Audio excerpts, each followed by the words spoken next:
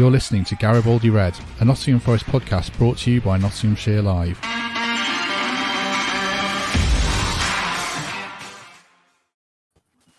Hello and welcome to a second and presumably last Garibaldi Red of the week, because we all need to sleep. It's been quite a week for Nottingham Forest and their fans, and we're joined by our three regular fan guests to get together and discuss, well, the unbelievable really, when we reflect what it was like in September and August, watching some absolutely horrific football. But now that's all in the past. Nottingham Forest are promoted. We were all at Wembley, so let's discuss our experience, what it means to us and what it means for the future. So I'll introduce everyone, for those who are listening, first of all. Forest Garibaldi's Greg Mitchell, who changed his shirt just before we were recording, so he didn't like what he was wearing. How are you? Good, yeah, cheers for that. It's all right, welcome. Surviving like everyone else in Nottingham at the minute, sounding a bit weird and just getting on with it, smiling away. You've had a shave at least. That's I thought you might have just looked like you just crawled out of a ditch or something after 3 days. Thanks. Let's go around the room. I'll try not to be quite so abusive for other guests. Mikey Clarke, how are you? Yeah, afternoon, Matt. Really good. Just still on the high from obviously the weekend. Trying to keep it together though, as you do. Yeah, really good. Good, but I say keep it together for next hour. You know, if you want to burst into tears, that's fine. It might go viral, so that'd be good. And final guest is Michael Temple. Temps, good afternoon. Are you well? Yeah, I'm good, thanks, mate. I like the new intro video as well. I think now that we've got a Premier League budget, can I get hair and makeup? It's all gone on Greg. Greg shaving the Turkish barbers has used up the whole budget, I think. Right, let's talk about the day. We'll start with Greg, because we'll talk about our travel nightmares in a minute, but Greg's travel nightmare didn't happen because you went down on the Saturday. And I don't want to turn it up into like a blowing smoke up Greg's arse podcast as normal, but you were there with Forza Garibaldi and you set up the banner. I mean, I know Forza, like a Adama Diakhaby, never score a goal for Forest or register an assist or kick a ball very effectively. But I do think that Forza were one of those groups that made a small difference that adds up. All those small differences add up to something special. I think we saw that at Wembley. So well done to Forza and well done to you, Greg. Tell us about the build up to the game at Wembley, getting your banner set up and the whole process. What was it like? Different to dealing with Forest, that's for sure.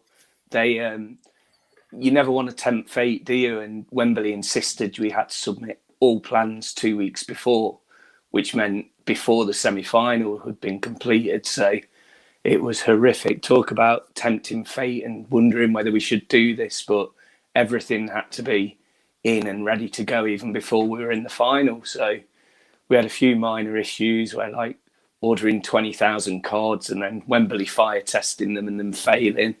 So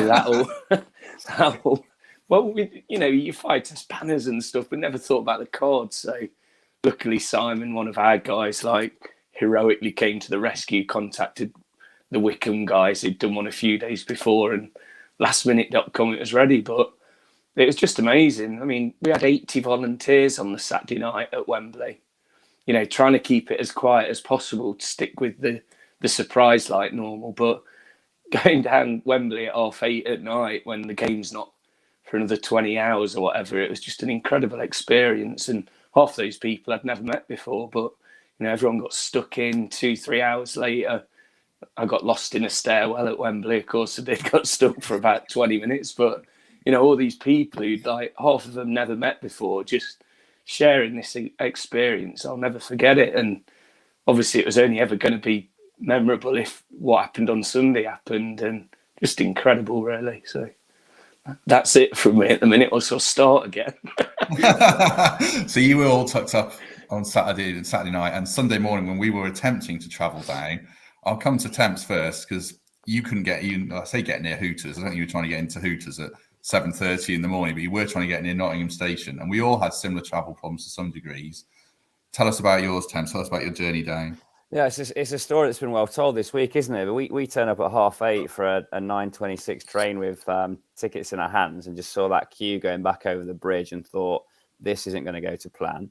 And a bit of a guesstimate from the police were there, who handled the queue really well, to tell us that we were about 3.5 hours from the front of it. So we maybe would have made it to Wembley on time, but didn't want to die wondering. So 3 of us hopped in an Uber to Rugby Station and cruised down from there. But yeah, an unnecessarily stressful start to a brilliant day.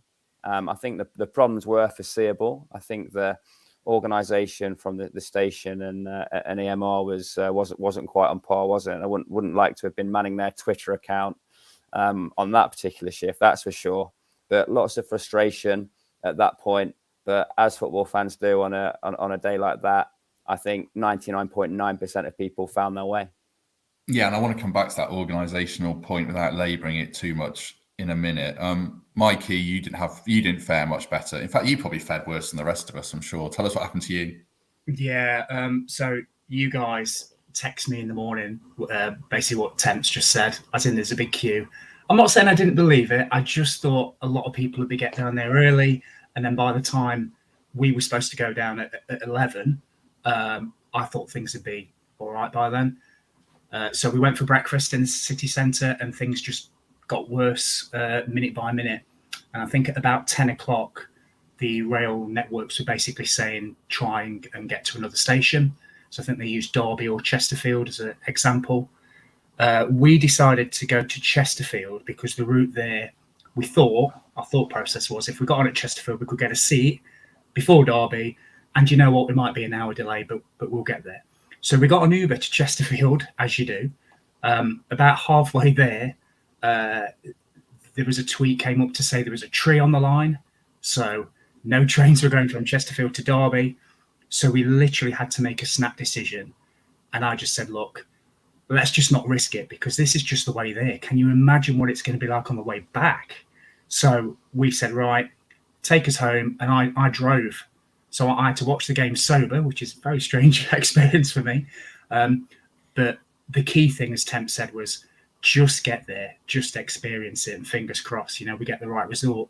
And I still had a great day, but, my brother travelled down. He had an absolute nightmare, and he came from Sheffield. It was crushing at the barriers. Some guy had to have a wheelchair because he was out of breath so bad. It just sounded a bit chaotic. So I think Temps is right. I think a lot of people were very creative and most, I think, got down there. But I'm sure there are worse stories than ours, but that seemed to be symptomatic of the problems of travel on the day. But I got there, so, and we won. So it's all good. Yeah, I mean, well, if you watch the game sober, we're going to get a different level of insight from you, Mikey, in this game. Yes, well, don't need to answer that as a joke. And for me, I mean, it wasn't so bad for me. I was supposed to catch like the 9:45, and I got on an earlier train at Leicester, and it was rammed. And I think very lucky to get on. I mean, I went through Kettering and Market Harbour, and they weren't letting fans on who obviously had tickets, and Huddersfield fans, but mostly Forest fans. So I don't know if they would have even got there. And then going back, I ended up just couldn't get on a train on the way back. This is like 9:30, 10:30, and ended up scrambling for a hotel and then getting the first train back the next morning. So it wasn't too bad, but it could have been a lot worse, which leads to my general point. And I'll probably ask Temps about this because you work in you organise big events. East Midlands trains, I mean, do they have to review their policy, Temps? You can't sell X thousands of tickets I had a reserved seat and I would have missed out having spent, I think it was 80 quid on the ticket. East Midlands policy trains, do they have to review their policy, do you think, here? I think where the policy went wrong wasn't the volume of tickets they sold. It was that decision to let people without a ticket onto the station, onto the train. And their justification was these are walk-on services. If you so desire to step on a train and buy a ticket from a conductor at an inflated price, you can do that. So there's no ticket check at the station. And I think if just those with pre-booked tickets had been allowed onto the station, clearly we all would have made it onto our train. So that's foreseeable for me. There's only so much you can do, but that's a very obvious step on a train that is at capacity or close to it off the back of sales. Surely you shouldn't be allowing non-ticket holders onto that platform. But spare a thought for, Auntie Gladys, who's going for a shopping trip in York and had to turn around and go home. Nobody getting on any train to anywhere that day could avoid going in that queue. There was no shortcut around the front. They were clearly taken by surprise. They were coning off lanes of London Road at 10 o'clock and trying to keep everybody safe. But yeah, entirely foreseeable for me. Badly managed, and selfishly, we all made it to the game. But I'll feel eternally sorry for anyone that had their travel disrupted to the point they couldn't make kickoff. Yeah, I mean, I'm not going to labour the point anymore. We spent 10 minutes on it, but obviously we're 4 people out of hundreds and probably thousands who were in that boat. So it was an interesting start to the day. I think. Go on, Greg. Sorry. League Cup final next year or FA Cup semi, whatever it's going to be, they'll sort it out though, won't they? Like, a lot more people will travel down the night before and stay down there, get back for the parade. So it's been 23 years. No one knew what they were going to do, did they? Half of us have never travelled down there like that. So I think you've almost got to just give them a pass for this time. But if it happens next year, then that's unacceptable, isn't it? I love your optimism. Did you predict? I should have dug this out. Our pre-season predictions. Mikey said 13th. I said 6th and losing the playoffs. You said promotion, but I don't remember if you said automatic or via the playoffs. Do you remember? I think it was playoffs. Yeah, You were almost right. certain it was. Yeah. All those months, I took the mickey out of you. Well, I always said, I was telling everyone, book the playoff hotel. Of course, I didn't. Stayed in the worst place I ever have in my life. But it didn't matter, so it was fine. But yeah, next year I'm looking at the dates early on. How was the game for you then, Greg? We'll go around. I mean, I found it easier to watch than the semi-final. That was absolutely unbearable. I think we played the best team in the semi-final. What was it like watching for you?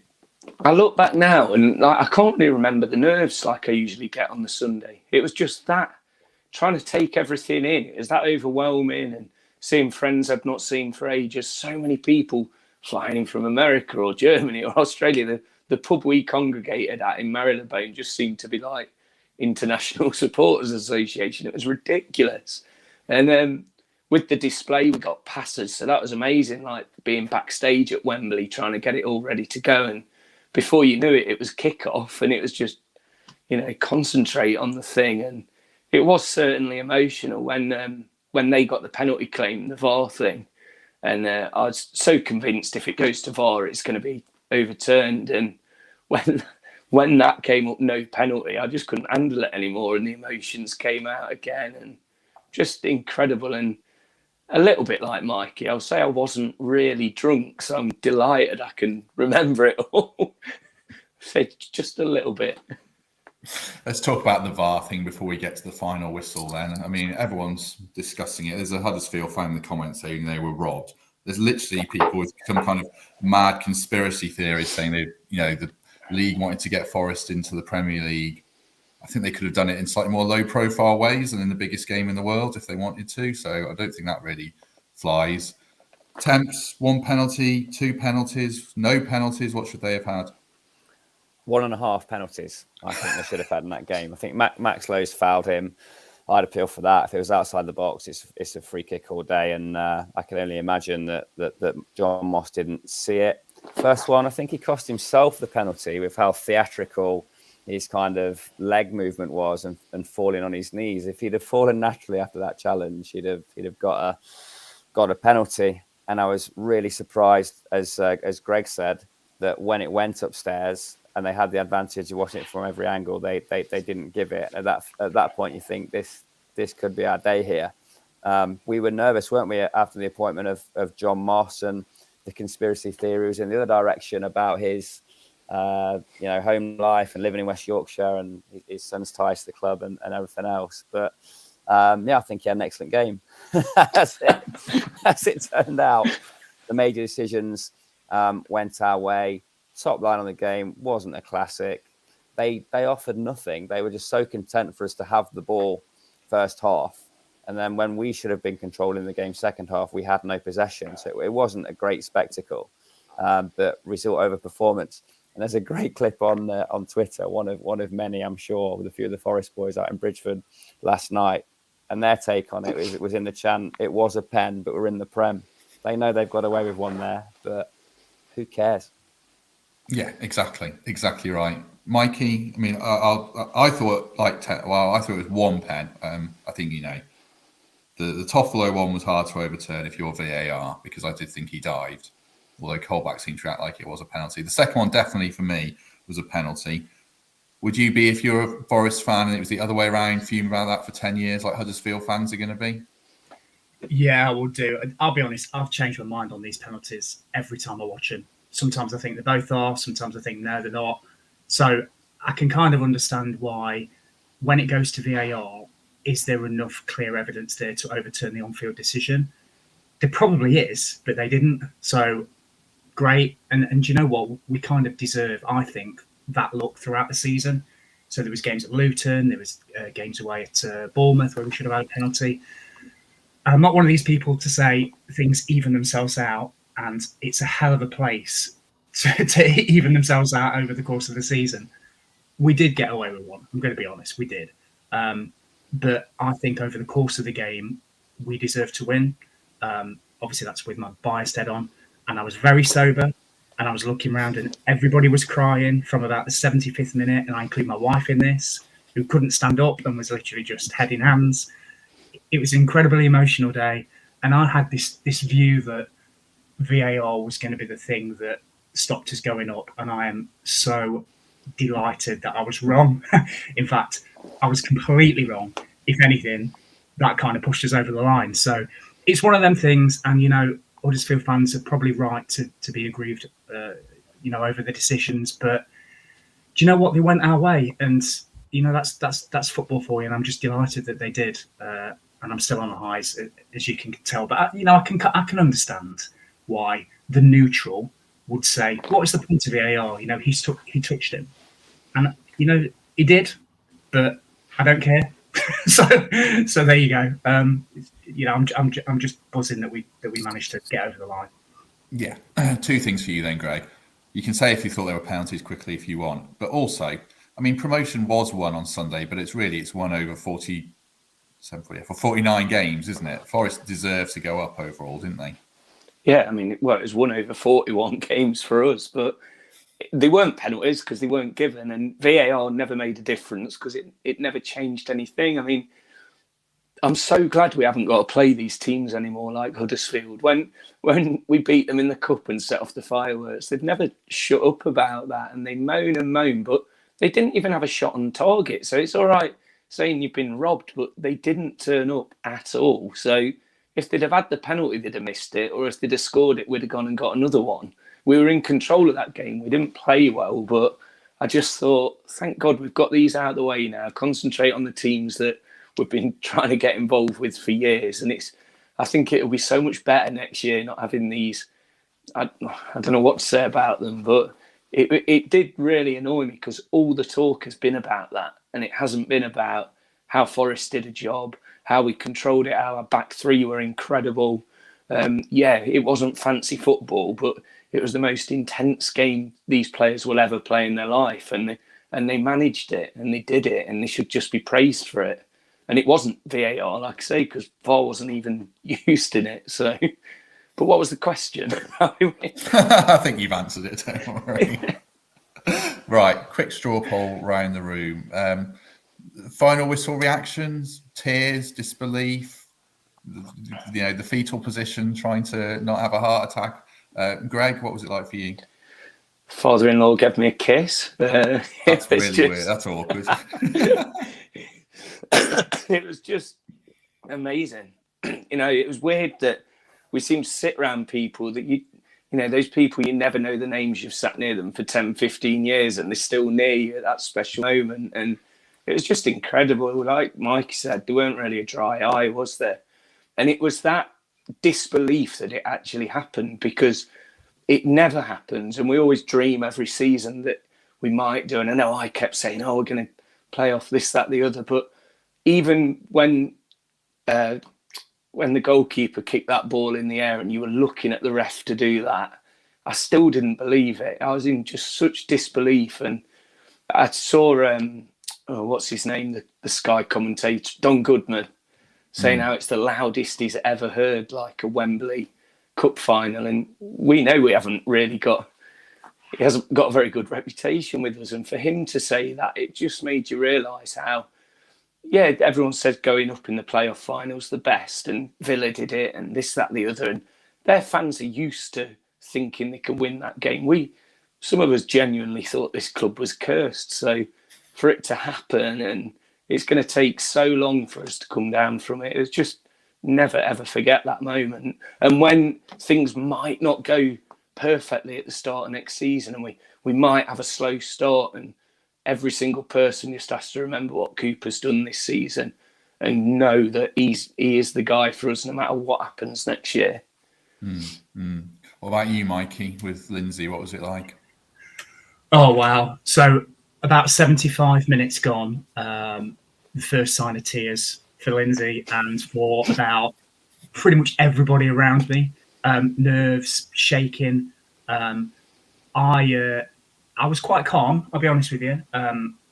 But then when it got to maybe 5 or 6 minutes to go, and then Samba pulled up, and I knew when the retake was going to happen, we're going to be in extra time. And I don't know whether anybody else does this, but does anybody set their stopwatch on their phone for when the stoppage time is? So I had James, my mate, next to me saying, how long's gone? Is it 2 minutes or 3 minutes? I'm like, it's 10 seconds after you asked me the last time, and it's about a minute. So those 6 minutes seem to drag on forever. And I think when the cross from their winger, I think Holmes, went out, and we knew it was going to tick past those 6 minutes, and our goalkeeper took a minute taking the goal kick, it kind of dawned on everybody around that this is it. And then the roar, when the final whistle blew, I screamed, everybody screamed. I've never heard anything like it. Lindsay, next to me, had stopped crying, and then we looked forward and a woman in front of us burst into tears, so that set her off again. And it was like a domino effect, but it was just pure joy, and it's something I've never really witnessed and probably won't ever witness again.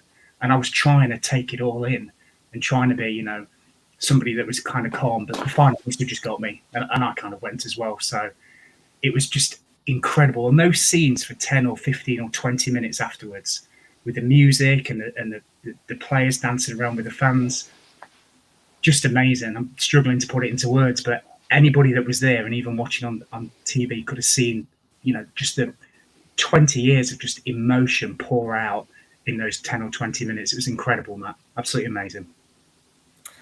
Temps, you're probably our most chilled out, laid back contributor. I assume you were in Club Wembley with the high rollers, but perhaps you were with the plebs. I don't know. What was it like for you?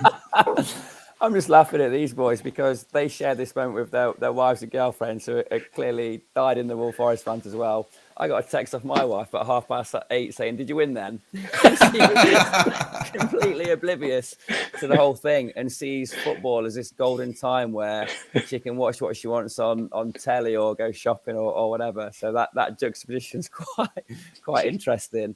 I did accept a Club Wembley invite, and it was great.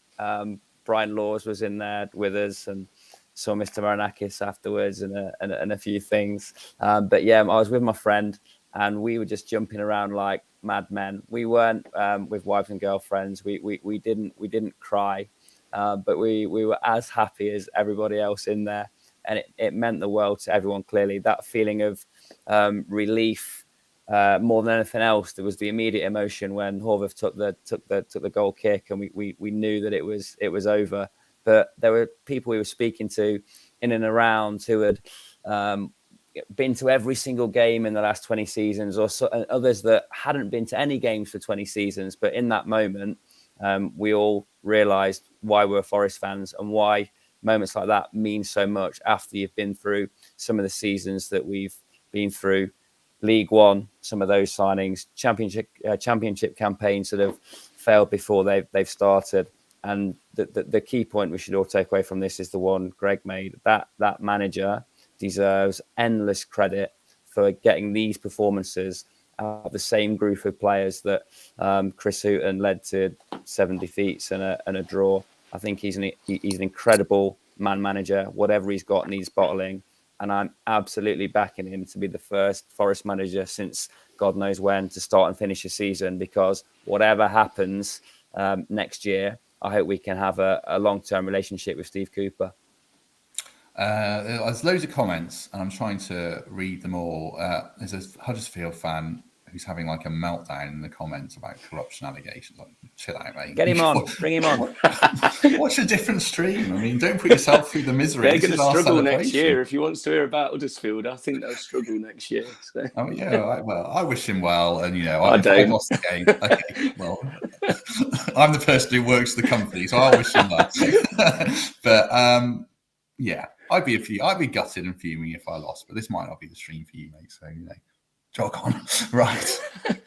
There's loads of comments. I can't find it. Put this one up from David Chapman, who was crying so much he couldn't drive. So perhaps that sums up the emotion of it all. Fair play to him. One more thing on the game. There was loads of things you could talk about. Greg, you talk about the curse. When Samba went on, Horvath went off and Horvath came on. I mean, nothing against Horvath. I think he's a good goalie. But the pressure and, the narrative of the keeper comes on and throws one in his own net. It was there, wasn't it? Fortunately, Forest got through it fine. But were you worried at that point? My first thought was, in my head, worst case scenario for me in my heart was it goes to penalties. But always in the back of my head, Samba just did such a great job. No matter what end the penalties would have been at, we'd have had complete faith. Horvath is a number one in probably any other championship club. I'm amazed we managed to get such a strong goalkeeper as our backup, which was brilliant because those 6 games we needed him, he did a superb job. But of course, I thought, oh my God, like this is just typical what's going to happen with Forest now. And for Samba to make a few comments on Twitter about, maybe touching upon it might not have been an injury, I just find that incredible. But it was fine, wasn't it? Can I just say one thing about the crowd as well at the end? When I know it's frowned upon and you shouldn't have away fans Forest fans in the Huddersfield end, but when all the Huddersfield fans had gone and all these people from different seats just moved around to the segregation and there was a whole block, probably 1,000 Forest fans, it just made you realise how incredibly massive this game was for our fans and the reward. I couldn't have watched that in the other end. I could not have done that, but God, it was an incredible sight to see all them move across. We should move on. I want to talk about next season. Mikey's got to go to some high-powered meeting in half an hour, probably. So You'll start bleeping in a second. Probably. Just quickly before we start looking at the future, one last thing on the past. Mikey, you were at Market Square yesterday. I wish I could have been there. I put out some videos for us. There was a funny one from Cook, which might divide people, but I thought it was funny. What was it like being there?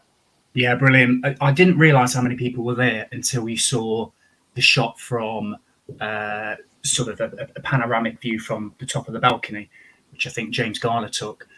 And it went on past all those pubs in the Market Square all the way down. The sides were full. There was people hanging out of windows and watching through the pubs on the side. It just looked incredible and it felt even better. So the sound system was okay. I think we were in the middle, so we got a bit of feedback from the back and the front. But when we walked, we could hear it quite clearly. And I just thought it was something I never thought I'd see anything like that. And the atmosphere was fantastic. There was people of all ages. It was just brilliant. And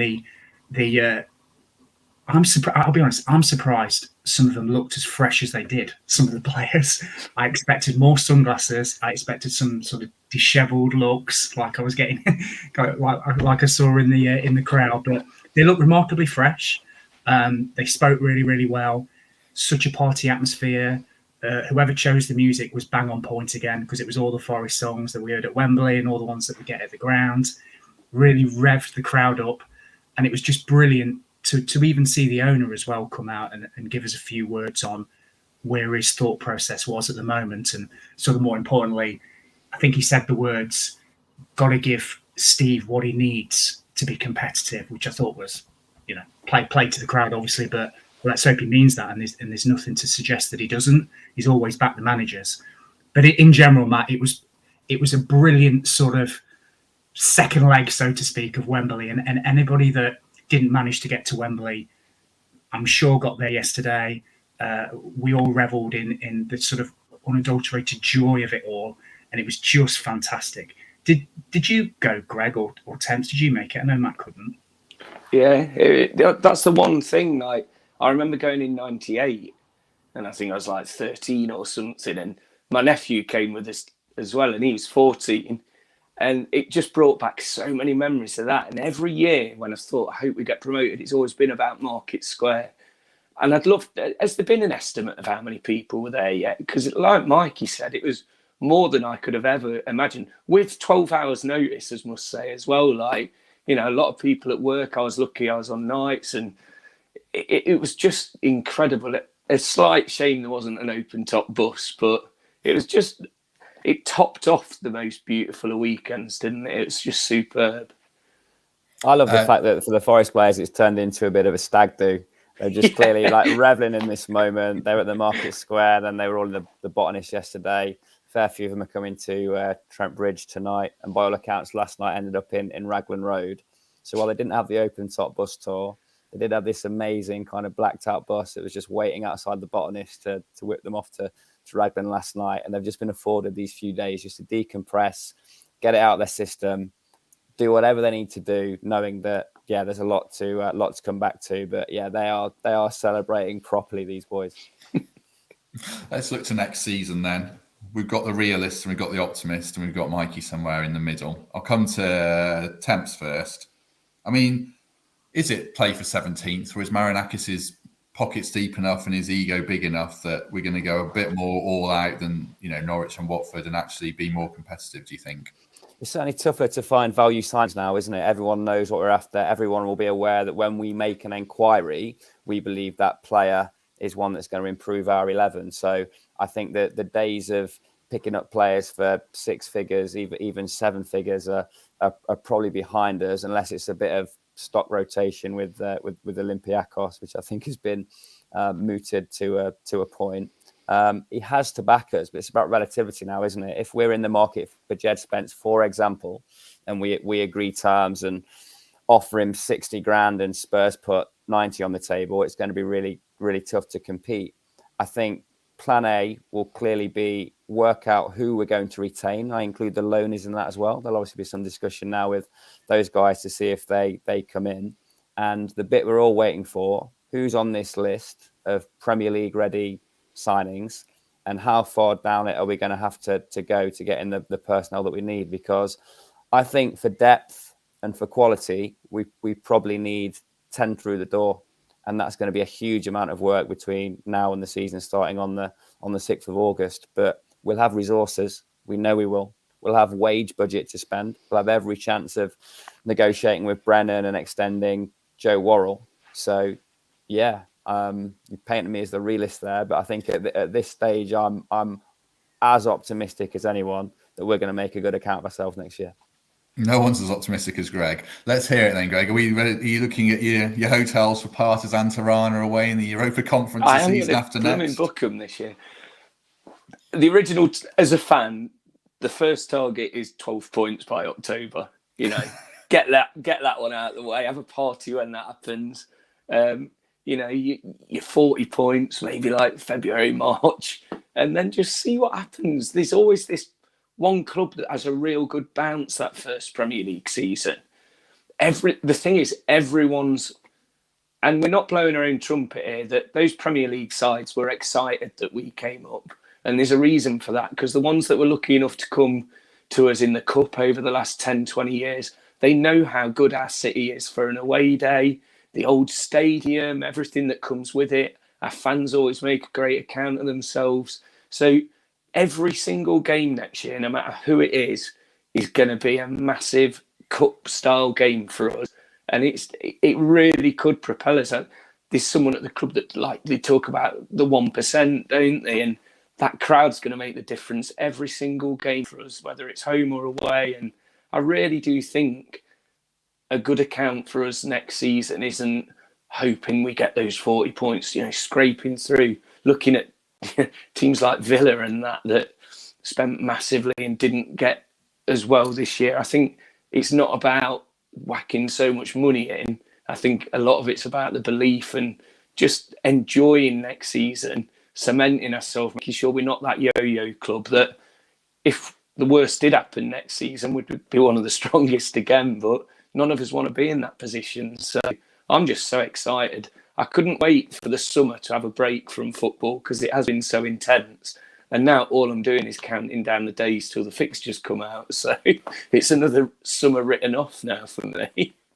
I suppose for me, they need another central defender, assuming Figueiredo goes, because it's a big ask of Panzer or Mbeso to be backup / competition. They need a left wing back, whether that's low. As good as Jack Colback is, I don't think you can ask a 32-year-old central midfielder to play left wing back for a season in the Premier League, and you want him as a central midfield option. They need a defensive midfielder, because I don't think he can play quite as open as Forest did in some of those games without getting absolutely murdered. And I think they need probably an upgrade on Zinkernagel. That sounds harsh, doesn't it? But they probably need a quality 10 or winger. And that's on top of retaining Davis, hopefully, Spence, hopefully, get Garner back. So that's like five top quality players for me, and probably a big spend, 100 million at least, maybe. What about you, Mikey? What are you thinking? Yeah, I don't disagree with that, Matt, what you just said. And I think Temps mentioned sort of maybe double that. I think what you've got to bear in mind as well is it's 5 substitutes in the Premier League next season as well, isn't it? So, teams will be utilising their depth of squad. So not only do we need quality in certain areas, as you guys have said, we also do need a bit of quantity. But let's not go down the route we've gone down before, which is just numbers for numbers' sake. And I'm sure they won't do that with the new structure in place now, which has proven over the last year or two that our recruitment has significantly improved from a few years back. So you'd like to think we're now on plan A. You'd also like to think that Cooper's identified his targets, and also the recruitment team have brought to him some players that may be available. And I think he probably need 8 to 10 real quality, experienced players in numerous positions, as you've said, Matt, initially to give you that strength in depth. And I think one thing as well, that if anybody's not checked out yesterday's podcast with Darren Fletcher, it's really good. I recommend that. But I think Darren made a good point around not breaking up a team that's gone up. So you've seen Watford in the past and Norwich to some extent basically go down with completely different teams than they came up. I'd like to think that won't be the case here, and you're going to keep that back three to a certain extent. Ryan Yates, Joe Worrell, Brennan Johnson, the core of that team, Samba as well, I think he's got a year left on his contract. So 6 or 7 of them I would like to see start that opening game with a smattering of quality and new faces around them. But it's important that we don't break up what's been successful, because they've proved, and the word suffered has been used quite a lot. They suffered a lot in recent weeks, and they came together, and you saw that team spirit at the end with the celebrations, and the backstage stuff was fantastic. Let's keep all that in place and just add 8 to 10 quality signings around it and see where it takes us. And we can always reassess in January as well. So that's the way I'd go. Just looking at a few of the names in the comments, I'll probably comment on a couple. People saying Keenan Davis for 15 million. I think that might be the price Villa want, but I think there's a deal to be done there. I mean, you'd hope Villa would be appreciative that Keenan Davis was worth about 2 million when he came to Nottingham Forest. So hopefully they can negotiate something there. Morgan Gibbs-White, I think that's a very realistic name, and it makes sense. I'm sure Forest would be interested there. And a couple of others. Someone said Ben Osborne. I don't think that'll happen, but there's a few interesting names there. I think we might be surprised by the quality of player Forest go for. I spoke to someone yesterday and threw a couple of names at them. Someone who's quite reliable, and they said no, they're going to sign better than that. So I hope that's right. I don't know. It's all subjective as to who's better and who's not better, but it was certainly encouraging. Gareth Bale, quick straw poll. Gareth Bale, yes or no? I just love the fact that was what made it real for me, that we'd got promoted. Coming out of Wembley, the first name I heard was this bloke saying what they said about Bale, and I thought, oh my God, yes, of course. I mean, I know that's not our style of recruitment, but come on, I mean, when he is fit, he's one of the best in the world. So if it was a season with a coaching side to it or something, of course, yes. There is Really quickly, there go is on, zero Thames. chance of us signing Gareth Bale. Just talking about it. Doesn't tick any of the boxes that we need. Greg, you're not on Football Manager now. We're in the Premier League for real.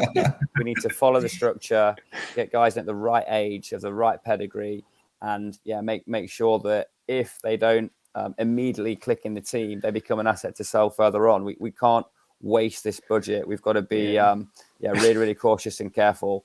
I want 10 boys in. You want to spend 400 grand a week on a Real Madrid striker to play golf. It's Mike, it's not for me. What about you? no, I don't think so. We don't want it to be the Gareth Bale show. Every time people just focusing on him and the media focusing on him. This is Nottingham Forest, and Temps is right. It doesn't fit the thought process of our recruitment now. So whilst romantically it does sound pretty good, it's not going to happen. No chance. Killjoys. Well, it might be funny just to send the signing photo to Billy Davis because he was so desperate to get him. But other than that, can I just say one thing on what Mikey said as well about Fletch yesterday? I can't emphasise enough how good that episode was. I knew you've got to watch it back because it's not like time precious or anything. You could have just said, "How are you, Fletch?" and he could have spoke for 50 minutes on his own, couldn't he? I knew how good a commentator he was, but his footballing brain, if he wasn't a commentator, he'd be working in recruitment or something within a club anyway. It was just so good and well worth a watch. So go back and have a look. True. Curtis is in the comments. I'm blowing the budget on this player. Lewandowski, let's get him in. Really wind Temps up. They need to get me and him in the club. We'd have a great time. Right, let's get to a couple more topics before we have to go, just quickly. And then we'll finish talking about Wembley. End of season awards from us, just quickly for a bit of fun. Mikey, player of the season for you? I would probably go Jed Spence. I think for a loanee, the impact he had was sensational. And I think it allowed us to play the back three as well, knowing that he's so rapid up that wing. And his link up with Johnson was great. And he's the sort of fresh young talent that we've been crying out for. And I just thought for somebody that wasn't wanted at his parent club for whatever reason, fell out with the manager, whatever, for him to come here and to produce those level of performances, to raise others around him as well, I thought it was absolutely magnificent. You could probably choose any of them, but Jed Spence for me I love watching him play as well. I think he's brilliant. Greg? The romantic in me now is saying Ryan Yates, just from where he came from to what he's done this season. He's probably played more minutes than any other player. I know he didn't score the goal, but he made that ball go in the net that got us promoted. If he wasn't there, that player doesn't panic. And the stick he took at the start of the season to being an all-time player now, you look back at, again, when I was a kid and the players I loved, like Steve Stoney and Wone, the people who are like 8, 10, 15 now, when they're my age, they're going to be talking about Ryan Yates. And I just think he emphasises everything about what's happened this season, so he'd get it for me. Temps? Honourable mentions to Jed Spence and Scott McKenna, but player of the season for me is Brennan Johnson, who came out of League One, scored a lot of goals, made a lot of goals. He's the most valuable player in the squad in a kind of pure transfer sense, and he's got a really high ceiling as a footballer. Yatesy doesn't want player of the season. Yatesy wants to be clubman. He wants to be running through walls, scoring 5 goals a year. He'll probably wash the kit if you asked him to. He's the clubman. He'll never be the player, and that's what he wants. True. He wants to be organising the barbecues and the socials, I think. Yeah, that's true. I was hoping we'd all say something different. I thought we were going to, but I'm going to agree with Temps. I think Brennan's just that X-factor player. Even if he has a quiet game, they watch him so closely, he frees up space for someone else, and that contribution, I think it was 19 goals and 11 assists or something like that over the course of a season, is just mad. I mean, I'm assuming, his dad's telling the truth, obviously, when he says Chris Hughton didn't think he was championship ready. Absolutely mental. Don't want to talk too much about Chris Hughton because I'm sure he's a nice bloke. Just, his Forest legacy. Just his Forest legacy, absolutely horrific. I'm grateful to Chris Hughton. Because, this season wouldn't have been so good if it hadn't been so bad at the start. He's done us a massive favour by being, churning out such horrific football. It reminds me, seeing players pass a ball, forwards in triangles was quite a pleasant surprise to see something relatively basic after a month of Cooper before it evolved into something amazing. Right, there we go. What was the other one I was going to do? I didn't want to go on a huge goal of the season. Goal of the season, thanks. I'm glad you remembered the notes. Temps goal of the season? It's got to be Jack Colback. I was sat right behind that. I'm having it that he was shooting, and the technique, the power, the swerve, and the reaction from the crowd scoring that goal out of nowhere. That is the clear contender for me, Jack Colback.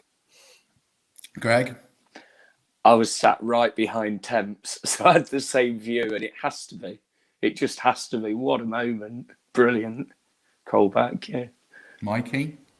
I was going to say Sunday's goal. No, I'm joking. Yeah. But that's obviously the biggest one. Jack Colback is amazing. There was one from Keenan Davis as well, where I think he dropped the shoulder and left a guy for dead, and then sort of did a Collymore and ran and bent it in the corner, which I've not seen anything like that for quite a while. But you've got to say Colback, because those goals are once in a lifetime goals, and I'm still not sure whether he meant it.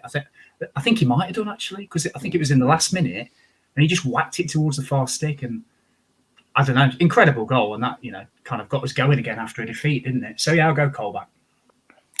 I'll say something different because I don't think he meant it. So I just thought in my head, what was the first goal that comes to mind, and it was Jed Spence at home. So QPR, the long range. Trent End, yeah, that was it for me. I mean, that's the one that sticks in mind. There was the Brennan one at Blackpool. There was two at Blackpool. There was one that was really good football.